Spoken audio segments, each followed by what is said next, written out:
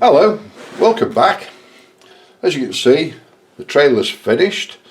It's painted and weathered. These trailers get a lot of battering around. You've got vehicles driving along the top of them. That's what they do. They transport heavy vehicles. So it tends to break the paintwork and you get a lot of rust on the top of them.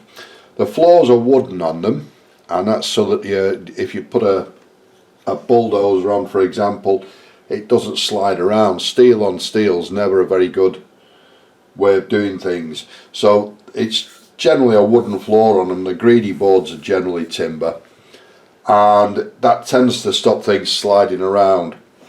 As you can see at the front there, you get the wood on there. What happens with these, I've fixed it in place now so that it doesn't move around, but that all folds down and folds down to ground level. Then you drive your vehicle up on top of it and then winch it back up onto the tractor unit. I think we went through that on the last video. So that's it, it's all finished. There's not a lot more, there's nothing else to do on it. What I'm going to do next is I'm going to put it on a diorama, and then I'll do the final reveal. There's just a couple of things I'd like to show you on this. As I mentioned last time, the Susies are in the palm connectors for the Susies rather are in that well there. They're recessed like that so that you don't get run over and crushed. The electrical Susie is there, and I've drilled a small hole in it so that I can fit an electrical Susie. The actual power goes into this block here, which is not that intrusive, but there you go, and two cables coming off the back, and then they run along and underneath here.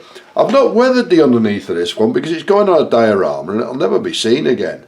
So as I mentioned to you with the wiring diagram, last time you saw this there was wires hanging out all over the place, and they're all in situ now. So you can see what it is basically, and the wires from the lights at the back come along and into the PCB there. The batteries basically glued the battery terminal onto the side there until I stuck the battery on it, holds itself in. You can see the wires running up into the gooseneck there, the swan neck, and then they disappear underneath these two pieces here. When you turn it on, the marker lights at the front come on. It's all nice and neat, and all the lights on the back come on. So it's I think I've done a fair job on that.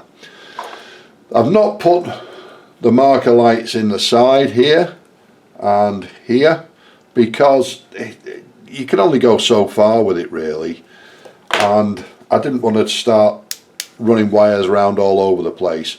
So when I turn that on, the switch is down here.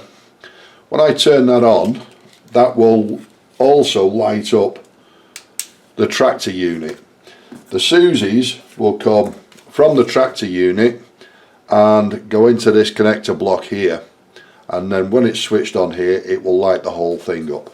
As I say, you'll see that on the final reveal. Nothing difficult about this at all. From the last time it all went together really quite easily, and that's all there is to say about it really. I've done some weathering on it, as you can see.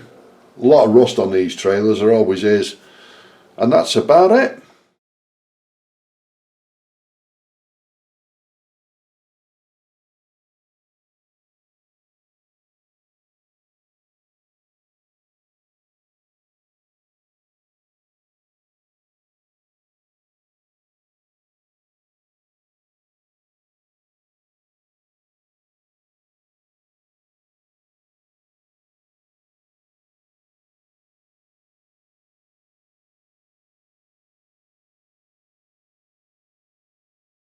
So I shall see you next time when we do the final reveal. Thanks very much for watching. Ta-da!